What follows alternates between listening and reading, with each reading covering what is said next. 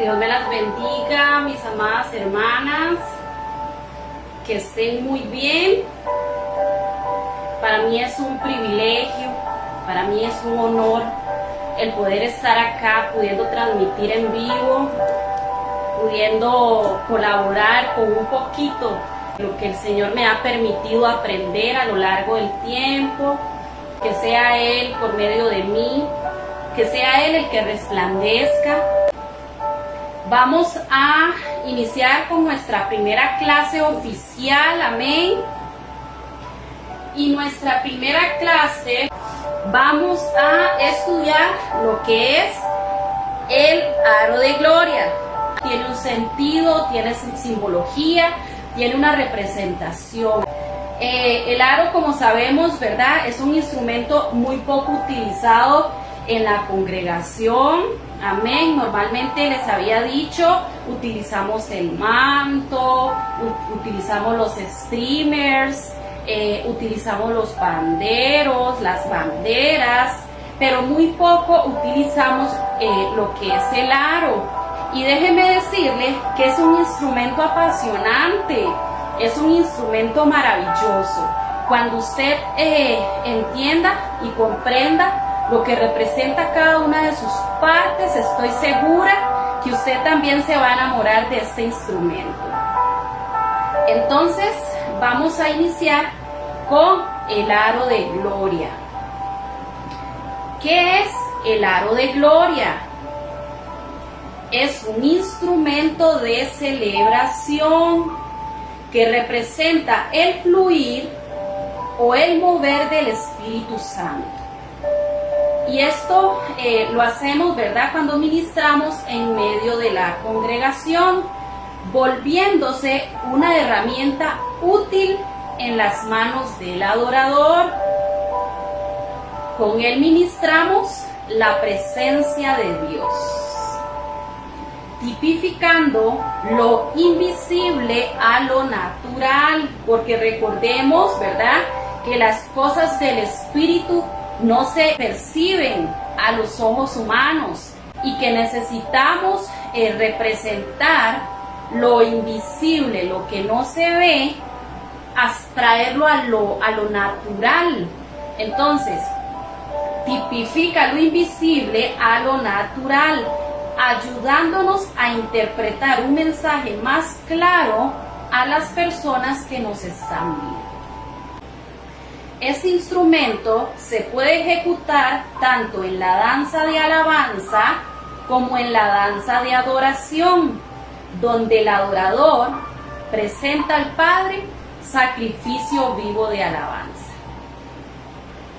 En Hebreos 13:15 leemos: así que ofrezcamos siempre a Dios por medio de Él sacrificio de alabanza, es decir, fruto de labios que confiesan su nombre.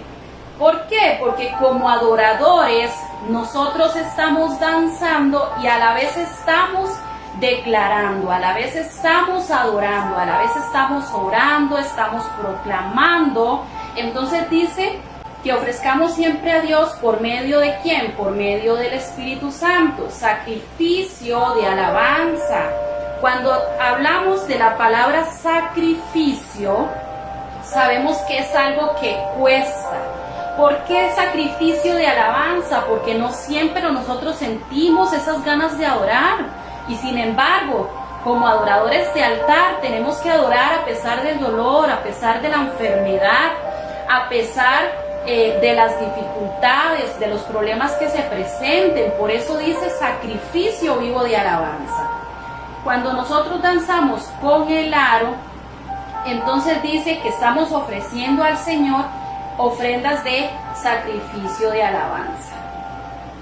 En Romanos 12:1 dice: así que, hermanos, os ruego por las misericordias de Dios que presentéis vuestros cuerpos en sacrificio vivo, santo y agradable a Dios, que es vuestro culto racional.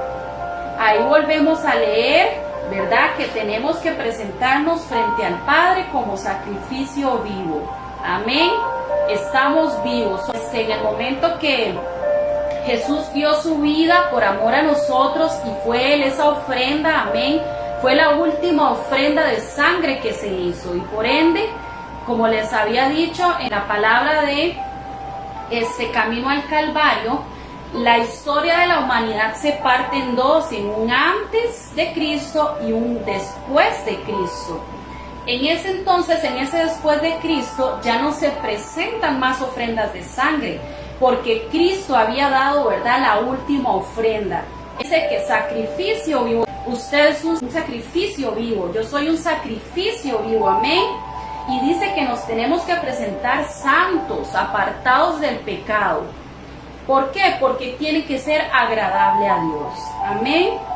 Cuando dice de nuestro culto racional, es una ración diaria que tenemos que presentar al Señor, no solamente los días de servicio, sino constantemente. Entonces volvemos a retomar que nosotros con el aro presentamos al Padre sacrificio de alabanza. Sí, sería Hebreos 13:15 y Romanos 12:1, los versículos que dicen que nosotros presentamos sacrificio de alabanza. Ahora vamos a hablar del origen del aro. Es muy importante saber de dónde es que salen los instrumentos, amén. Y vamos a estudiar un poco el origen del aro de gloria. Es muy importante que usted apunte todo lo que pueda cuando es teoría. Le digo por qué. Porque usted no puede ser de las personas que digan yo aprendo para mí, sino usted aprende para poder dar por gracia lo que por gracia en este momento usted está recibiendo. Y si usted quiere poder transmitir un mensaje, ¿verdad?, claro, también aprender a defender su llamado en base a la palabra, es necesario que usted aprenda muy bien todo lo que es teoría. Al menos las que son adultas, tratar de apuntar todo lo que pueda. En este caso yo sí le digo, no importa que en lo que es teoría usted suba hasta 20 hojas. ¿Por qué? Porque es lo que va a sustentar, ¿verdad?, el uso del instrumento. Entonces vamos a hablar lo que es el origen del aro de gloria. Este es un instrumento que es un derivado del pandero, lo que quiere decir que se obtuvo a partir de este. Cuando hablamos, por ejemplo, de lo que son los derivados de la leche, estamos hablando de la mantequilla, estamos hablando del queso, etcétera, ¿verdad? Es exactamente lo mismo. Este instrumento es un derivado del pandero. Quiere decir que se obtuvo a partir de este, amén. Dice que la diferencia es que el aro no produce ningún sonido de percusión. Recordemos que el pandero, al golpearse, es un sonido de percusión. Entonces dice que no produce ningún sonido de percusión porque este instrumento no se golpea. Sin embargo, según la clasificación de los aros de gloria, podrían producir un sonido musical muy similar al que producen los palos de lluvia. Y lo traje porque me es necesario que usted escuche las diferencias. Hablamos de que no es un instrumento con sonido de percusión. ¿Por qué? Porque no se golpea. Pero dice que dependiendo de la clasificación de los instrumentos o de los miembros de la familia del aro, podría así provocar un sonido musical. Por ejemplo, espero puedan escuchar. ¿Sí? Ese sonido dice que es musical. Ahora, quiero que escuchen el palo de lluvia. Por supuesto que no es idéntico, sin embargo es similar. Amén. Por eso quiero que le quede claro que no es un instrumento que hace sonido de percusión, sino un sonido musical. Según los eruditos de las escrituras, dicen que el tamboril o pandero no era como actualmente lo conocemos, con sonajas o discos metálicos. Y usted dirá, ¿qué tiene que ver el pandero en este momento? Me es necesario explicarle un poco de lo que era el pandero en la antigüedad. Amén. Entonces dice que los eruditos de las escrituras dicen que el tamboril no era como actualmente lo conocemos, con sonajas metálicas o con discos metálicos. Entonces yo quiero mostrarle a usted esta laminita donde le enseña a usted cómo era el pandero antiguo. Sí, vamos a ver si ahí lo logra ver más cerca. Amén. Entonces ahí ustedes pueden ver la diferencia de cómo era el pandero o tamboril en los tiempos bíblicos del Antiguo Testamento. Y usted puede ver que él no tiene discos metálicos. Por lo tanto, cuando usted busca definición de pandero o de tamboril, le va a decir que es un tambor de mano. ¿Ven?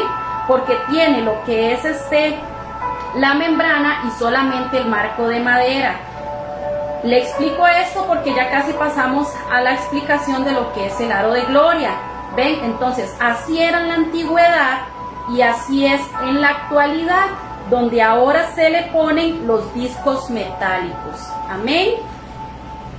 Ahora bien, bueno, es importante también, ¿verdad?, ver que en Job 21:12 dice: al son de tamboril y de cítara saltarán y se regocijarán al son de la flauta.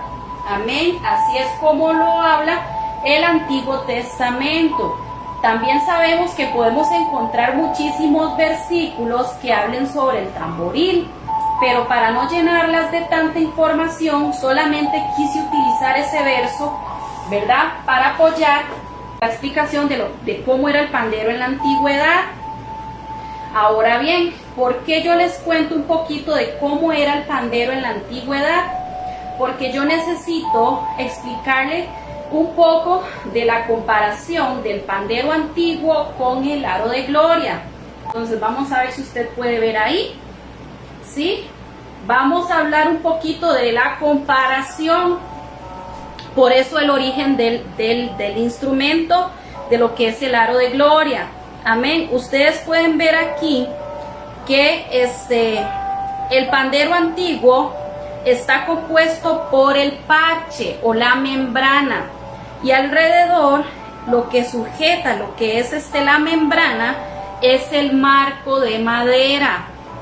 Cuando lo comparamos con el aro de gloria, vemos que también está compuesto por la circunferencia que lleva lo que es el marco de madera y lo que es la tapa. Ahí si usted puede ir haciendo los dibujitos y puede ir haciendo las flechas. Amén. Para que así usted tenga mayor entendimiento y también pueda explicarle, ¿verdad?, a las nuevas generaciones o a sus ministerios de danza la comparación de lo que es el pandero antiguo con lo que es el aro de gloria. ¿Sí? Al igual que el pandero, le colocamos listones con su respectiva simbología. ¿Ok? Entonces acá podemos ver un pandero con sus listones y un aro de gloria con sus listones también. El aro de gloria no aparece en la Biblia. Sin embargo, nos apoyamos del Antiguo Testamento para su uso. ¿Por qué nosotras danzamos con aro de gloria? Porque es un derivado del pandero. Y la Biblia sí habla del pandero como un instrumento para danza. De hecho, es el único instrumento que menciona la Biblia para danzar. En Primera de Crónicas 13:8 dice: y David y todo Israel se regocijaban delante de Dios con todas sus fuerzas, con cánticos, arpas, salterios, tamboriles, címbalos y trompetas. Este es el segundo versículo que leemos que habla sobre los tamboriles. ¿Por qué danzamos con aro de gloria? porque es un derivado del pandero y la Biblia menciona el pandero como un instrumento de danza. Ok, pasamos a la siguiente información. El aro de gloria también es conocido con los siguientes nombres. Los aros de gloria tienen diferentes miembros y se conocen como tabroid, ¿sí? Se lo voy a deletrear. T, A, B, R, O, I, T. Tabroid. Otro de los miembros es el tabret, así como usted lo escucha, empieza con T y termina con T, tabret. Otro de los miembros sería los hops, que sería H, O, O, P, S, hops. Y otro de los miembros sería el praise hops, P, R, A, I, S, E, H, O, O, P, S. Entonces esos cuatro serían los miembros de la familia del aro de gloria. ¿Qué significa la palabra aro? Quiere decir que tiene circunferencia. Puede ser una cosa, puede ser un objeto, puede ser un terreno que tenga circunferencia. Cualquier cosa que tenga circunferencia, nosotros decimos, mira, ese aro. ¿Y qué representa ese aro? Representa uno de los atributos de Dios. Amén.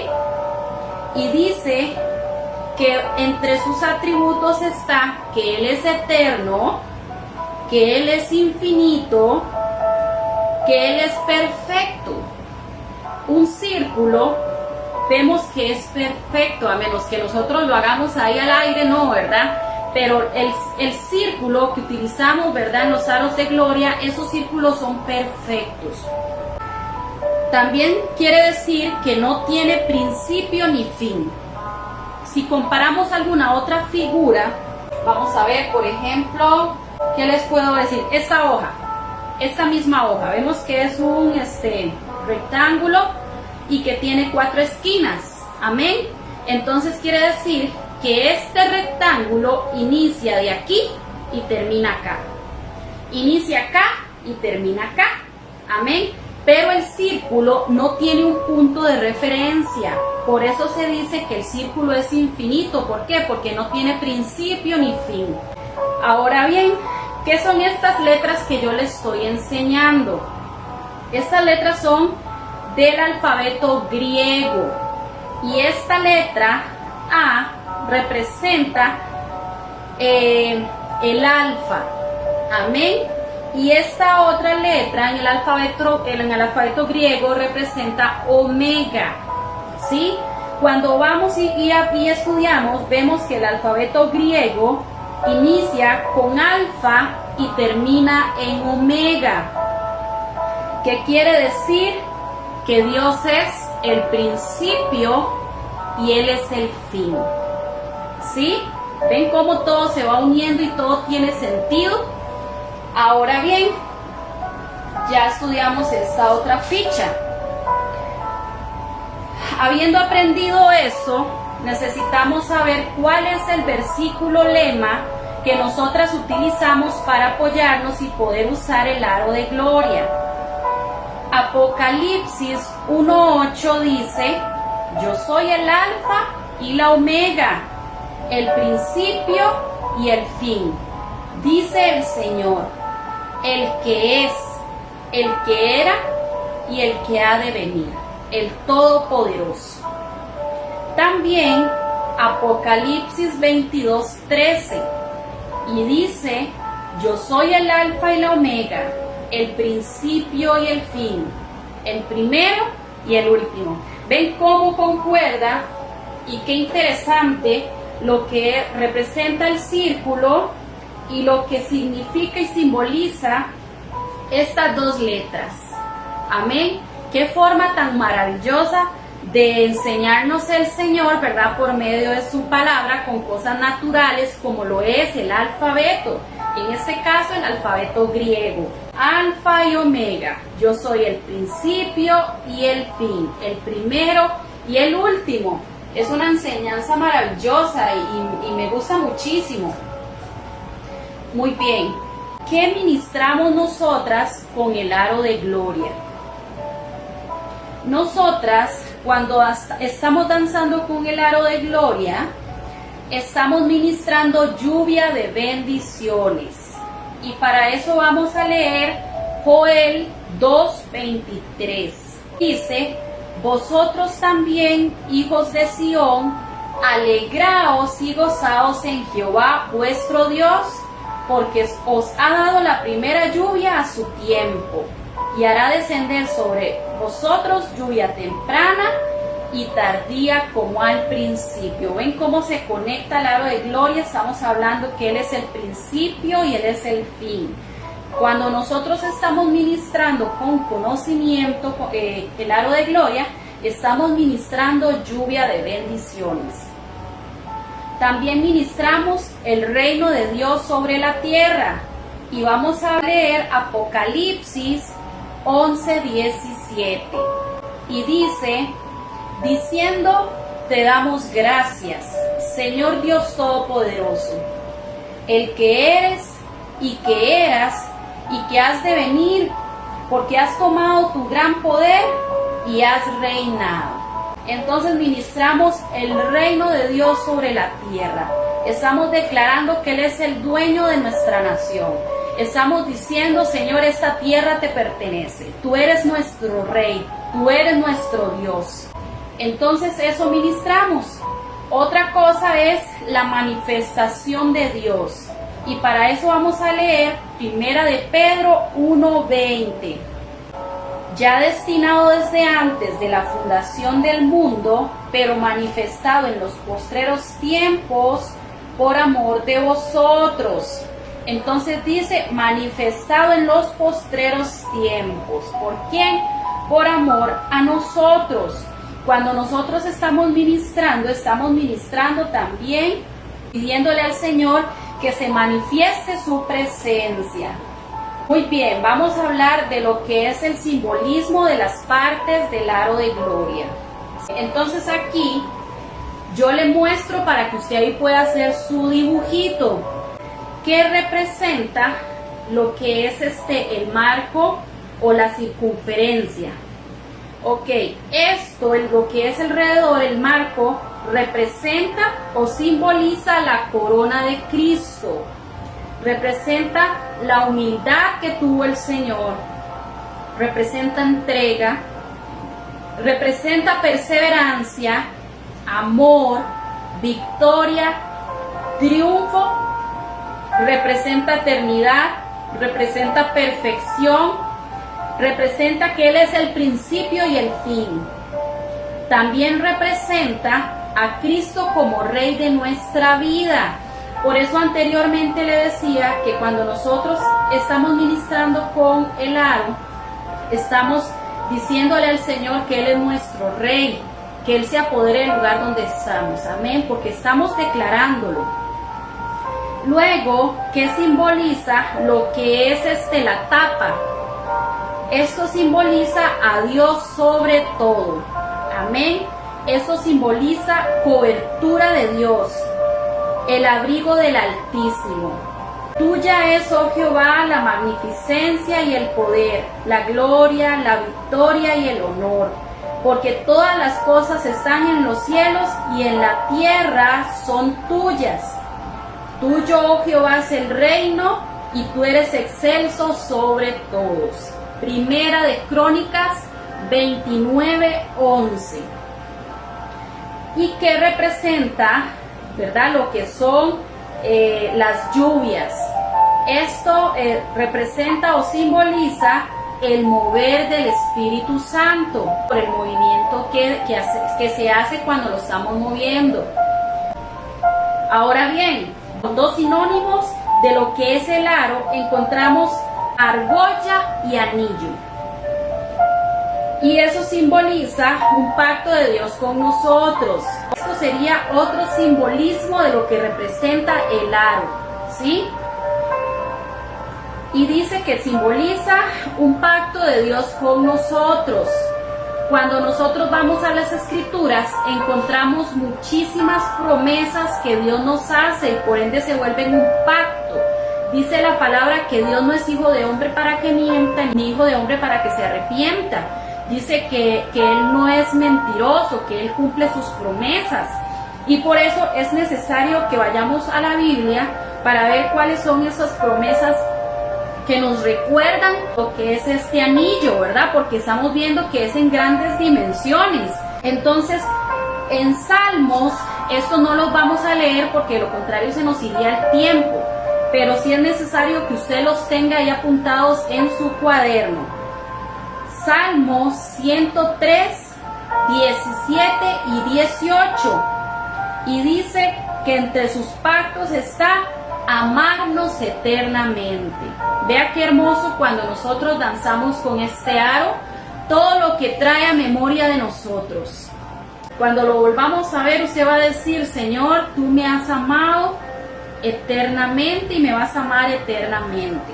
En Hebreos 9:15 dice que Él nos va a dar la herencia que Él nos prometió.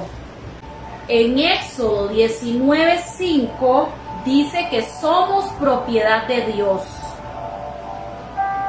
Hebreos 13, 20 y 21 dice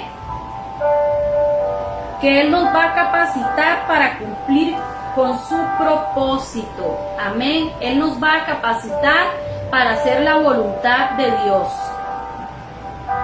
En Hebreos 8:6 dice que Él nos va a dar nuevas promesas. En Génesis 9:11 dice que no va a volver a destruir la tierra con un diluvio. En Lucas 22:20 dice que Él nos dio su sangre. Recuerden que Él entregó a su Hijo, amén, que dio lo mejor que Él tenía. Por lo tanto nos dio su sangre que nos limpia, su sangre que nos lava, que nos purifica. Por medio de esa sangre nosotros tuvimos libre acceso a la presencia de Dios. Otras dos de las cosas que el Señor nos recuerda en su pacto es que Él nos va a dar paz. Y lo encontramos en Isaías 54:10. También podemos recordar el verso que dice: y la paz que sobrepasa todo entendimiento va a llenar nuestros corazones. Y voy a tocar un último punto porque para eso tenemos la palabra, ¿verdad? Para ir y leerla y escudriñar todas las promesas que el Señor nos ha hecho. En Apocalipsis 1:8 dice, y recordamos que Él regresará por su pueblo. Esas son algunas de las cosas, ¿verdad?, que nos recuerdan el pacto que hizo Dios con nosotros. En la guerra espiritual, ¿qué representa el aro en la guerra espiritual? Recordemos que también ese es un instrumento para intercesión, donde le devolvemos al enemigo los latigazos que recibió Cristo antes de ser crucificado. Hay destrucción de fortalezas, estamos haciendo guerra, estamos limpiando los aires, derribamos los muros, hollamos al enemigo, hay liberación. Esto no se consigue, y esto es muy importante, mis amadas hermanos, tomar en cuenta. Esto no se consigue por el movimiento de los listones, sino por el sometimiento del adorador y la entrega en la intimidad con Dios. Es importante entender que el instrumento no porta ningún poder, sino el adorador que se está llenando constantemente de la presencia de Dios, que estudia la palabra, que se mantiene apartado del pecado, que ayuna y que pone en práctica los hábitos de un cristiano.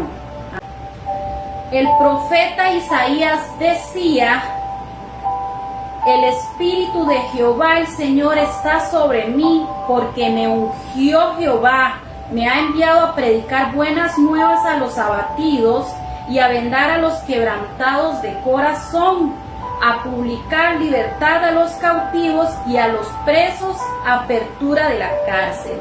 Y eso está en Isaías 61:1, que él está diciendo que lo que él hace no lo logra porque él es muy carga, que lo que él hace no lo logra porque él ensaya hasta 6 horas al día. No, está diciendo porque el Espíritu de Jehová está sobre mí. Y eso es lo que nosotros tenemos que buscar, esa intimidad con Dios, si queremos ver que pasen cosas poderosas y sobrenaturales en medio de la congregación. Debemos anhelar la unción del Espíritu Santo para poder ser canales de lo sobrenatural de Dios. Hablando un poco de lo que estamos hablando, ¿verdad? Que lo que nosotros hacemos y pueda pasar en lo que es la atmósfera espiritual no se consigue por el movimiento de los listones, amén, sino del sometimiento del adorador. Recuerden que habíamos hablado que él es un instrumento o una herramienta en las manos del adorador.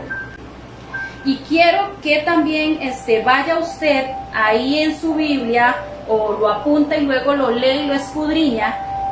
Segunda de Reyes, capítulo 2, versos del 8 al 15. ¿Y qué se va a encontrar ahí? Va a encontrar a Elías y el manto. Amén. Vemos como Elías mueve su manto y se apartan las aguas y puede cruzar, ¿verdad?, con Eliseo. Sin embargo, dice que Eliseo ya iba a ser Elías apartado de él porque el Señor ya tenía predestinado llevárselo con él. Y dice que Elías le decía a Eliseo, el Señor me va a apartar de ti, ¿verdad? Pero como no se corría, como no se quitaba de su lado, entonces al final Elías le dice a Eliseo, pero ¿qué es lo que tú quieres? ¿Qué quieres? Pídeme lo que tú quieras y yo te lo voy a dar.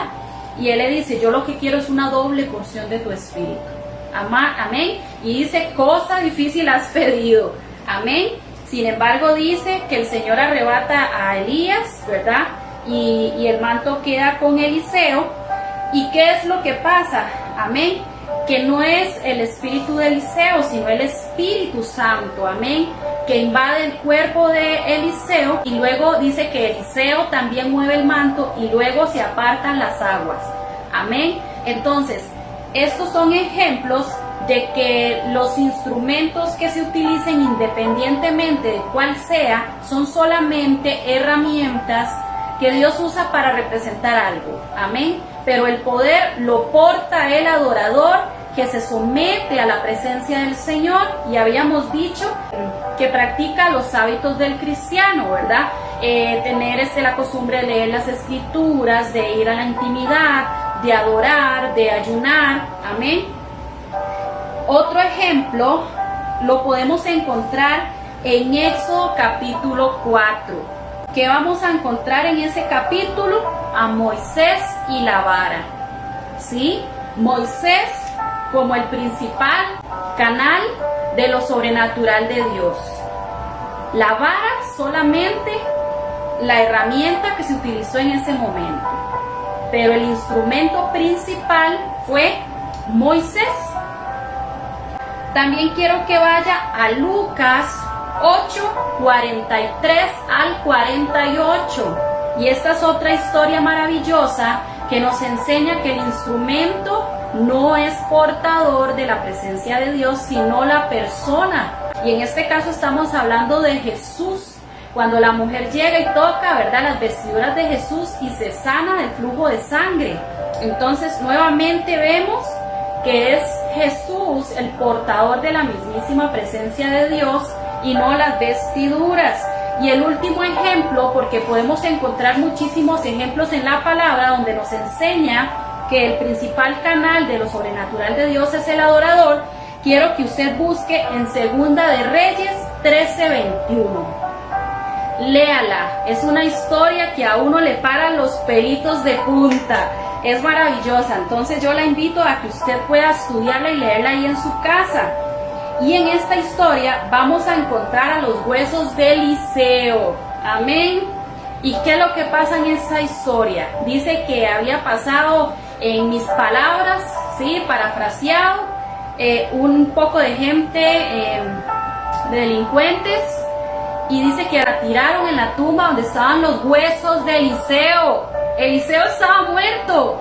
¿Y qué fue lo que pasó? Que cuando ese cuerpo lo agarraron y lo tiraron, ese cuerpo se levantó y salió corriendo. Mi amado hermano, los huesos de Eliseo estaban impregnados de la presencia de Dios. Eso es lo que nosotros tenemos que buscar, esa presencia que se impregne en todo nuestro cuerpo para poder hacer lo sobrenatural de Dios. Y es que yo me gozo porque es una historia maravillosa.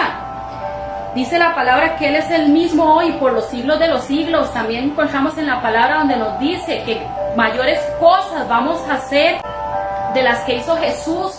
Pero ¿qué es lo que nosotros necesitamos hacer para poder ver lo sobrenatural de Dios? Si no es someternos en la palabra, someternos a lo que dicen las Escrituras, a estarnos llenando constantemente de esa maravillosa presencia. Entonces, ¿qué quiero decirles con estos 4 ejemplos?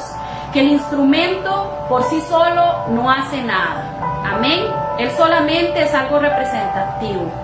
¿Qué es lo que hace que acontezcan cosas poderosas y sobrenaturales en medio del pueblo? El sometimiento, la unción de Dios en el adorador. Amén. Y quiero que eso quede bien recalcado, porque esto se aplica a cualquiera de los instrumentos. Yo quiero decirle que una vez escuché a un pastor decir: aquí se danza, pero aquí no se enseña nada de danza.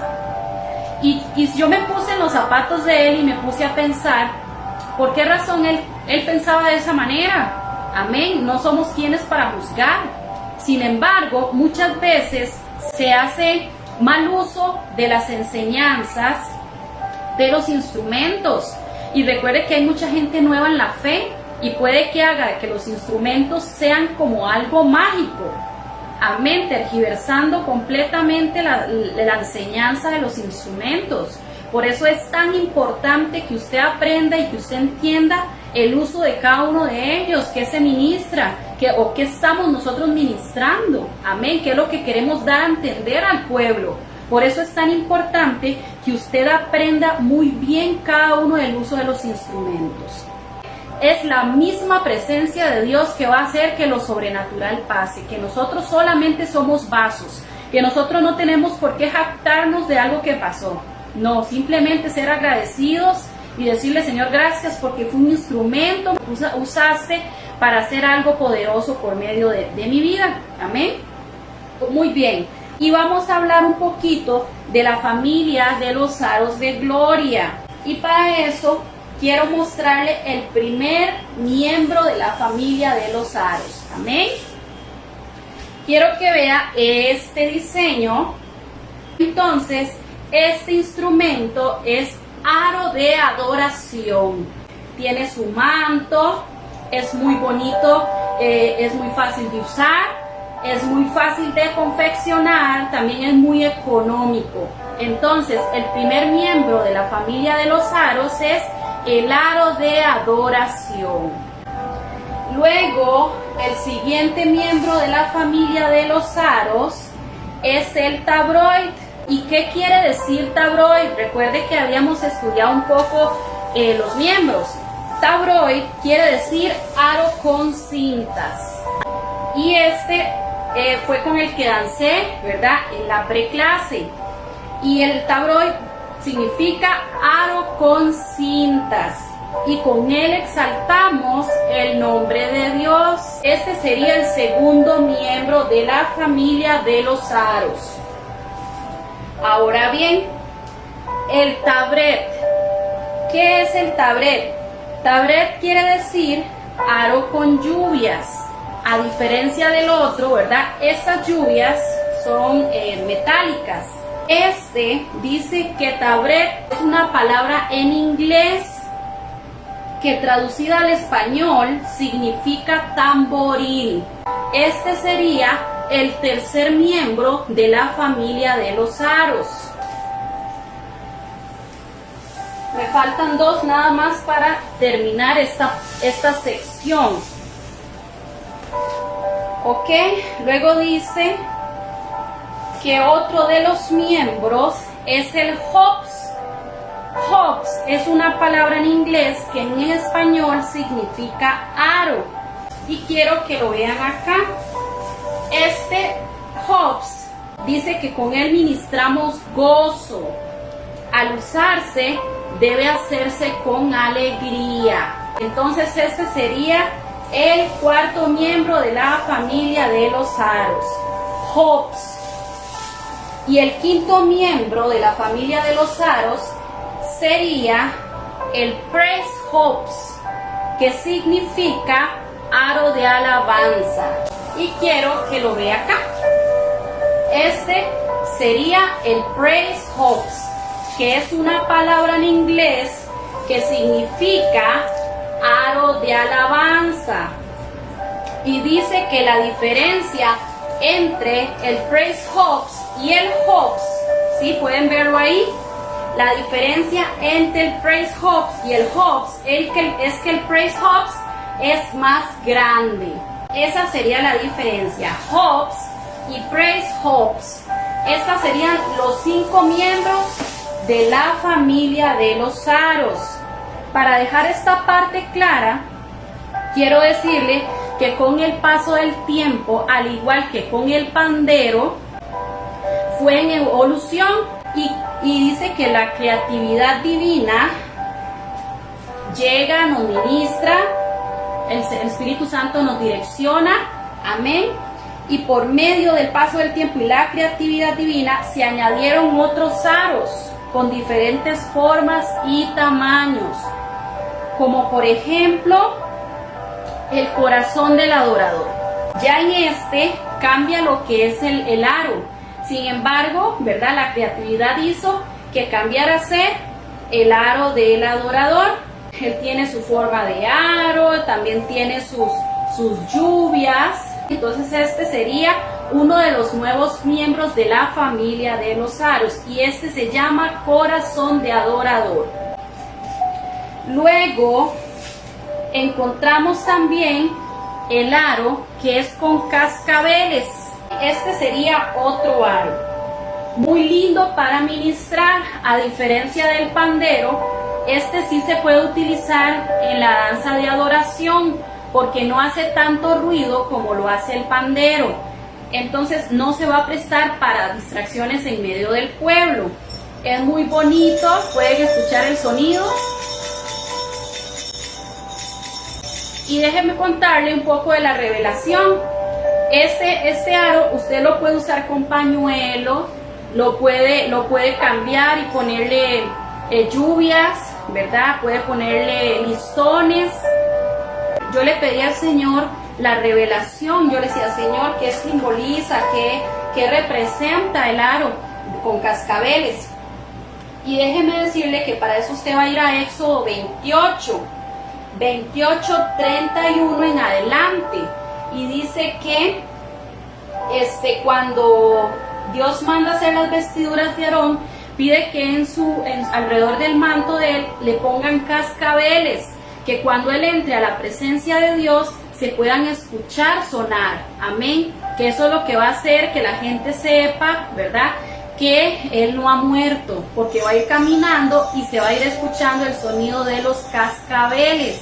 Y yo dije, Señor, qué hermoso. Entonces este sí se puede utilizar en la danza de adoración. Y se añadió también lo que es, se añadió también lo que es la estrella de David. No sé si ahí lo puedan apreciar. Se añade la estrella de David y se añaden los aros con forma de media luna, ¿sí? Todo eso gracias a la creatividad divina. Entonces vamos a dejar aquí la parte de lo que es la teoría de los aros de gloria. Nos queda muy poquito por terminar, sin embargo es importante también ir a la práctica.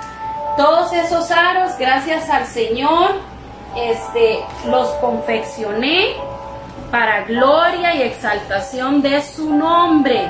Yo le decía a la directora, me es tan necesario poder confeccionarlos todos para así poder poderles explicar a ellas y que puedan ver la diferencia entre cada uno de ellos. Entonces esos serían los aros, la última parte del aro de gloria. Que el Señor me las bendiga y nos estaríamos viendo la próxima clase. Besitos.